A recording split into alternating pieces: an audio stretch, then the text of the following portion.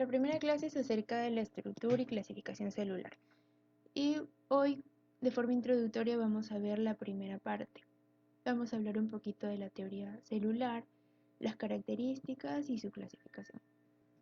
Bueno, como les dije, la célula es una unidad viva y como tal, solamente se encuentra en los reinos de la vida.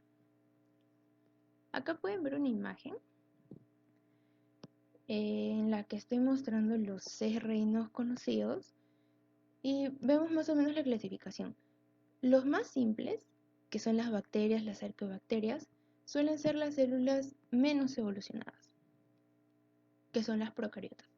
Y las más complejas, como el reino fungi, donde están los hongos, los protistas, o nosotros, los animales, las plantas también, suelen tener organizaciones mucho más complejas y por lo tanto aquí entrarían lo que son las células eucariotas, células más complejas. Es para que se guíen un poquito respecto a la explicación anterior que les di. El siguiente tema es biología celular. Mire, nosotros estamos revisando lo que es la célula en el curso de ciencia y ambiente, pero si existiera un curso específico donde nosotros estudiáramos solamente las células y todas sus funciones, porque en realidad es algo muy profundo, este curso se llamaría biología celular, que es muy complejo, pero vamos a verlo a un nivel adecuado durante estas 2 clases. ¿Cómo se define? Pues ahí está, es la ciencia que estudia las células, su estructura, su funcionamiento y muchas más cosas. La imagen que vemos ahí, por ejemplo, es una imagen microscópica de células vegetales. Entonces, esta sería la rama que estamos estudiando en estas clases. Y puede que sea un poquito tedioso, pero es importante también conocer cómo es que surgió todo esto de la teoría celular. Hay un planteamiento importante que se le atribuye a 2 alemanes, que son las personas que están ahí, Matthias Stradling y Theodor Schumann. Ahí está el planteamiento. Los seres vivos están constituidos por células y productos celulares. Las plantas y los animales son agrupaciones de células dispuestas conforme a las leyes definidas. Este fue uno de los primeros postulados para entender lo que es la célula. No sé si alguno ha escuchado acerca de Robert Hooke, a quien se le atribuye también haber visto las primeras células cuando se inventó el microscopio. Después esto se demostró que no fue tanto así, pero sí fue una de las primeras veces que se empezó a utilizar el término célula. Y la historia es muy interesante, de hecho les voy a dejar material adicional si es que a alguien le interesa después revisarlo, pero por ahora esto es lo más importante y lo que deberíamos recordar. ¿Quiénes fueron los que empezaron todo esto y todo este estudio, que más adelante se hizo obviamente mucho más complejo y que ahora nos ayuda en todo lo que es el campo de la biología, el campo de la medicina? Acá les dejo algunas definiciones de célula. Al inicio de la clase ya se los dije. Son las unidades mínimas que pueden tener vida. En este caso son 2 páginas oficiales, que es el Instituto Nacional del Cáncer y la Real Academia Española. Lo pueden leer más adelante. En sí, ambas quieren decir lo mismo, igual que cualquier instituto o cualquier lugar que pueda decirnos alguna definición parecida. Es un parafraseo con las mismas palabras. Pero como nosotros queremos entenderlo de la forma más sencilla posible, entonces acá les dejo una definición, que es que la célula es la forma más sencilla de organización biológica, lo más chiquito que podemos encontrar que tiene vida. Es una unidad estructural, tiene una estructura funcional también, porque va a cumplir funciones que podría cumplir no lo sé, una persona o cualquier otro ser vivo que nosotros vemos grande o de manera macroscópica. Los animales, las plantas, tienen funciones alimenticias, reproductoras, excretoras también. Entonces, esas funciones que todos los seres vivos podemos hacer, inherentes quiere decir que son de uno mismo, es algo que todos podemos hacer, eso lo tienen las células también, pero a nivel muy pequeño. Obviamente hay funciones que, digamos, solamente el hombre podría realizar, como es el lenguaje de forma articulada. Eso no lo pueden hacer Las plantas, si bien, digamos, algunos animales se pueden comunicar, su lenguaje no es articulado.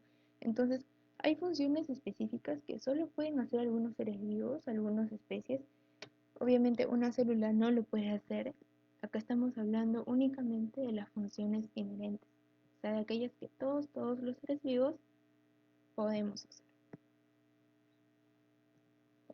Dentro de los organismos, de los seres vivos, nosotros encontramos tanto organismos unicelulares como pluricelulares. Su mismo nombre lo dice. Los organismos unicelulares son aquellos que están compuestos de una sola célula. Si decimos que una célula puede cumplir funciones vitales por sí misma, significa que existen algunas células que pueden vivir solas, que no necesitan de repente de algo más complejo o de otro tipo de células para poder sobrevivir. Si leemos acá la definición, son aquellas células que reúnen todas sus funciones vitales en una única célula.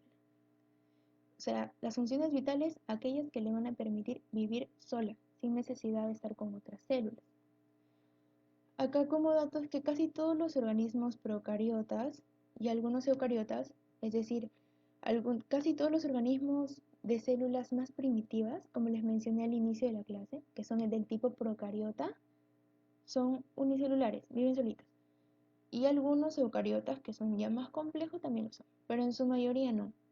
¿Por qué? Porque las células eucariotas, como son más evolucionadas, también pertenecen a seres más evolucionados, a plantas más complejas, animales, como nosotros, por ejemplo. Nosotros estamos formados solamente por células eucariotas.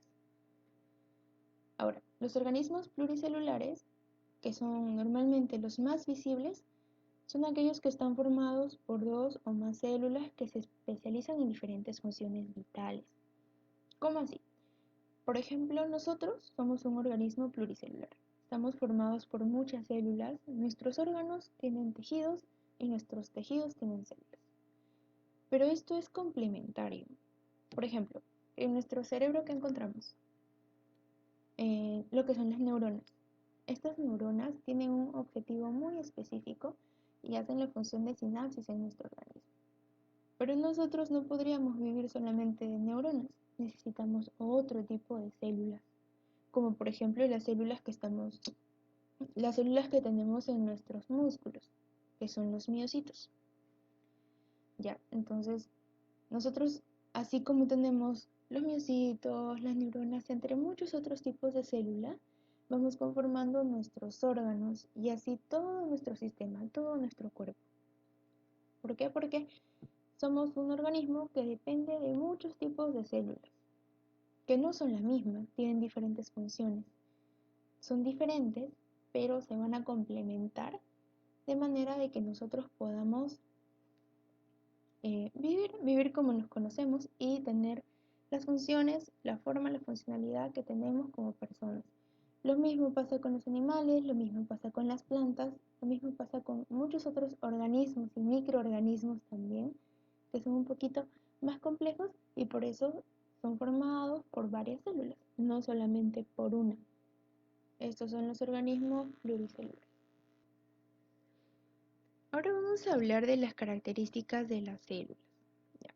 Hemos hablado mucho introductoriamente de lo que es la célula, de los organismos, de cómo es que se pueden componer, pero no hemos visto cómo es que no hemos visto una célula en sí. Acá en la pantalla pueden ver de que nosotros tenemos la imagen de una célula. En este caso he puesto una célula eucariota, o sea, una célula compleja. Pueden ver de que tiene un montón de partes. Así como los humanos tenemos órganos, las células tienen algo muy parecido para que cumplan funciones, ¿no? Para que cumplan todas esas funciones que les dije, de obtener sus nutrientes, de alimentarse, de respirar también y de reproducirse, es otra función. Entonces, acá nosotros podemos ver una célula que es mucho más compleja. A ver, ya les expliqué que nosotros tenemos muchos tipos de células. Cada una pueden cumplir funciones muy diferentes, ¿ya? Pero hay cosas que todas las células tienen en común. ya sea una célula eh, unicelular u otra de repente pluricelular que necesita de varias para poder funcionar. Una célula del reino, no sé, del reino que sea, del reino animal, plantae, fungi, cualquiera, cualquier célula tiene estas tres características. Naturaleza coloidal. Voy a explicar qué es eso después de una manera que se pueda entender, porque a veces los términos pueden ser un poquito complejos, sobre todo en lo que es biología, pero vamos a explicarlo de manera sencilla. Un tamaño. Todas las células tienen un tamaño. Pueden ser muy chiquitas o muy grandes también. Y de una forma funcional. No todas las células son redonditas. Hay células que son largas, otras que tienen algunas cosas que les permiten movimiento, otras sí tienen una forma muy definida, algunas son más bonitas, por decirlo así. Entonces hay de todo. Pero lo importante es que todas las células tienen estas características.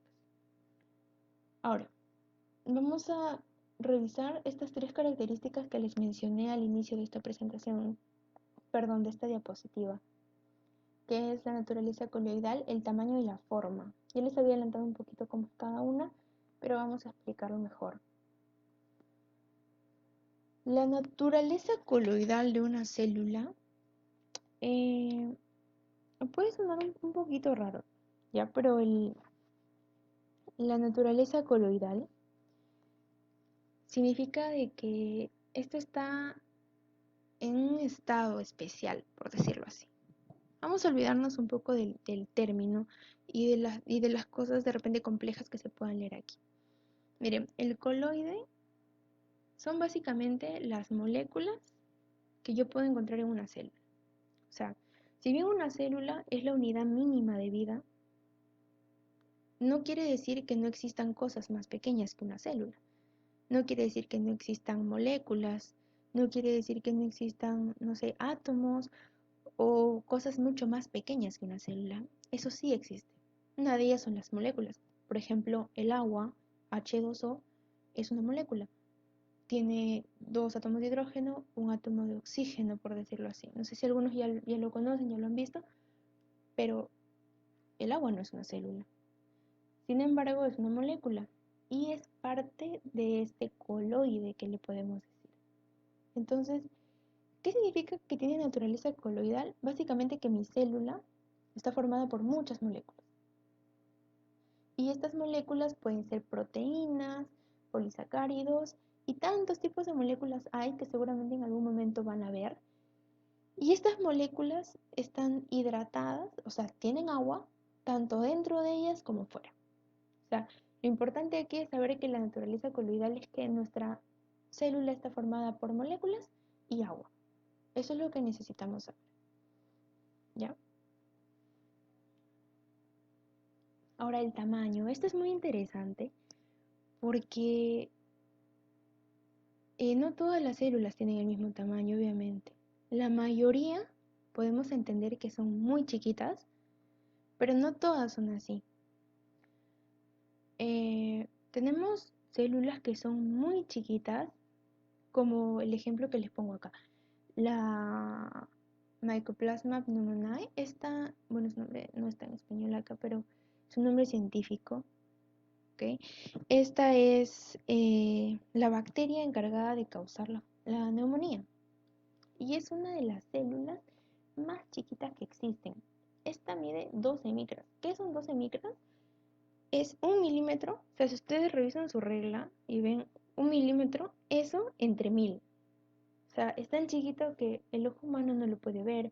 Se necesita de un microscopio para saber, para poder observarla mejor, ¿vale? Pero también existen células que son muy grandes, que pueden medir muchos metros. Y es raro, pero sí, o sea, nosotros conocemos, por ejemplo, lo que es el huevo de la gallina, que es una célula al momento de hacer un óvulo, ¿no? Un óvulo de la gallina. Mide más o menos 5 centímetros, 4 centímetros. Entonces, ese es de repente uno de los más grandes, de las células más grandes que podemos conocer. Pero también existen otras células muy grandes. sobre todo en las plantas. En este caso, les puse un ejemplo, los tubos lactíferos de una especie de plantas. Estas forman los tejidos de las plantas y pueden ser muy grandes, pueden llegar a medir metros de metros. Entonces, las células también tienen esa curiosidad, ¿no? Pueden ser o muy chiquititas o realmente muy grandes. Ahora, respecto a la forma, como les expliqué, las células tienen diferentes formas, pueden ser de forma muy definida, como las neuronas o los espermatozoides también, por ejemplo. Si ustedes ven una imagen de esto, o por ejemplo las que les estoy poniendo aquí, pueden ver de que son muy exactas, ¿no? Las neuronas tienen una estructura muy exacta. Si nosotros estudiamos en específico las neuronas, vamos a ver de que estas también tienen ciertas partes específicas. Las cosas que ellas tienen sus nombres. Y los espermatozoides igual. Ahora, no solamente la forma que puedo visualizar, sino es importante ver y estudiar la movilidad de las células.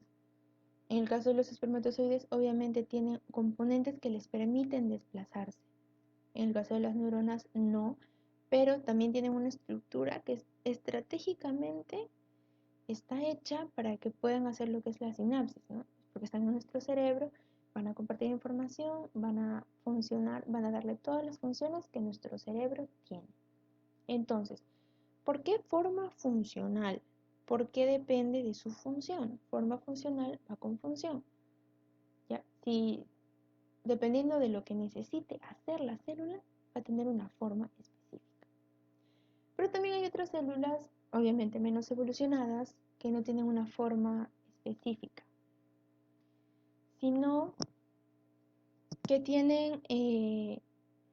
que pueden tener una forma muy rara, de repente media bizarra o deforme, que como es el caso de las amebas, por ejemplo.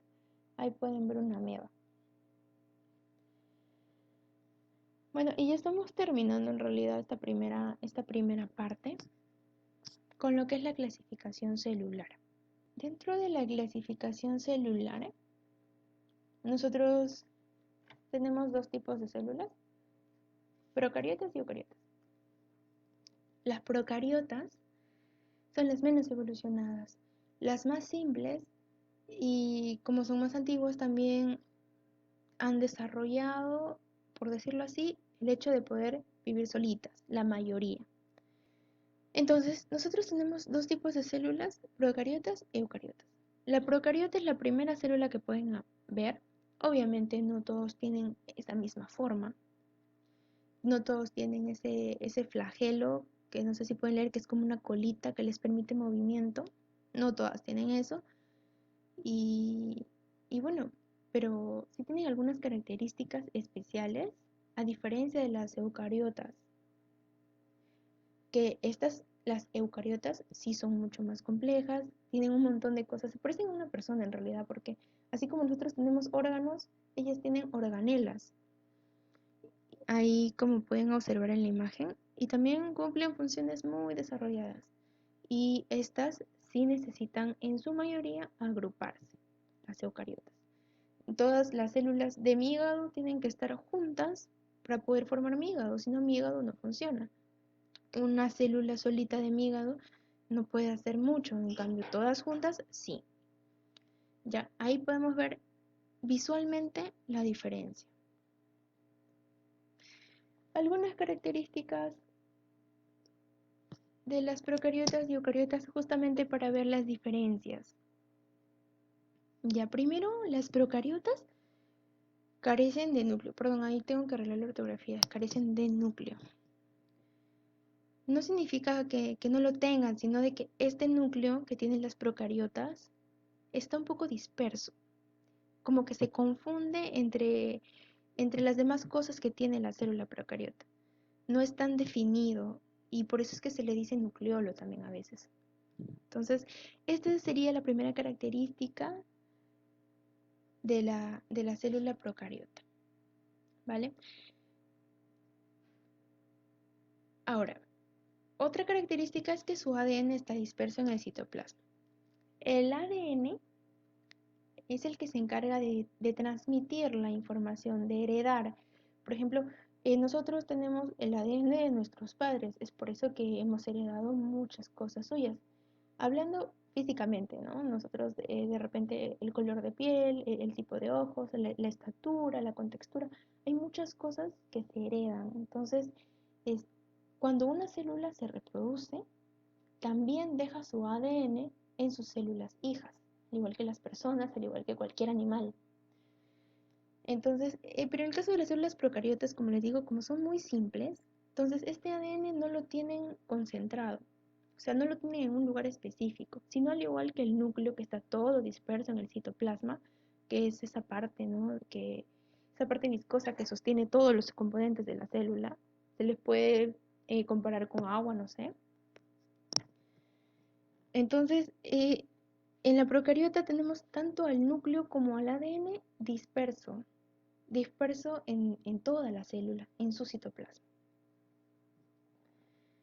Ahora, pero algo así curioso de las procariotas es que en su mayoría tienen una forma más o menos definida y que no tienen proteínas. Las proteínas son otro tema muy importante, pero sí hay que saber de que las procariotas suelen a veces no tenerlo, ¿ya? Y otra característica de las procariotas es que sus organelas, así como les mostré en la imagen anterior, donde había una célula con muchos componentes, con muchas partes, muchas cositas que tenía, pero esa era una célula eucariota, no procariota, que era muy compleja, ¿no? Tenía varias cosas. Entonces, esas cositas, esas organelas, en el caso de las procariotas, no están protegidas. O sea, no tienen la membrana. ¿Qué es la membrana? Miren, la membrana, a ver, voy a retroceder acá. En la figura de clasificación celular, nosotros vemos a los elementos de la célula. Y ahí, ¿no? Cada una de estas cositas, el ribosoma, la mitocondria, el núcleo, el cloroplasto, el centriolo, o sea, estas cosas que componen a la célula, normalmente en una célula eucariota, o sea, en la evolucionada, tienen una membrana, una pared o una telita que las protege, ¿ya? Pero las procariotas no, o sea, estas carecen de eso. Como les digo, su estructura es mucho más bizarra, es como que todo lo que contiene estuviera mezclado ahí adentro, por decirlo así, ¿no? Esas son las procariotas. Y bueno, también carece de sistema de endomembranas y citoesqueleto, como ya les expliqué. Ahí podemos ver algunas imágenes, estas son algunas arqueobacterias, eubacterias. Las bacterias sobre todo son las que están en el reino procariota. ¿Ya? Y ahora vamos a ver la diferencia con las eucariotas. Las eucariotas, las complejas, siempre. Si es que en las procariotas yo tenía todos los componentes muy dispersos y confusos en el citoplasma, en su estructura, en las eucariotas es todo lo contrario. En las eucariotas yo tengo un núcleo muy definido con una membrana y tanto ese núcleo como el ADN que les había explicado que también va muy disperso y desordenado en una procariota, en una eucariota se encuentra en el núcleo, dentro del núcleo. Y acá se forma algo llamado cromatina. Esto es muy importante, este término es importante de repente para cursos futuros o para temas futuros.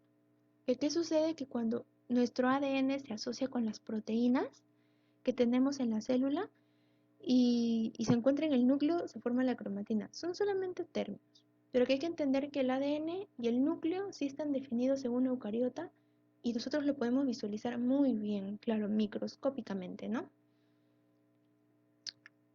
Y en respecto a sus organelas, que están muy bien definidas, la mayoría sí tiene esa membrana, esa capa que les mencioné que cubre, que protege. Entonces, la mayoría sí tiene eso, pero también tiene algunas que no tienen membrana, pero en su mayoría las eucariotas sí. Entonces, la diferencia que hay entre ellas Es más o menos sencilla. ¿Por qué? Porque nosotros en las eucariotas encontramos una distribución mucho más ordenada, mucho más compleja, en la que todos los componentes están en su lugar, cumpliendo su función, que ya vamos a ver más adelante también, están aisladas y las podemos ver muy bien. En cambio, en las procariotas esto es un poquito más complejo. Igual desarrollan sus funciones, las funciones básicas que toda célula y todo ser vivo hace, igual las procariotas las pueden hacer, pero su estructura es mucho más dispersa o desordenada, por decirlo así.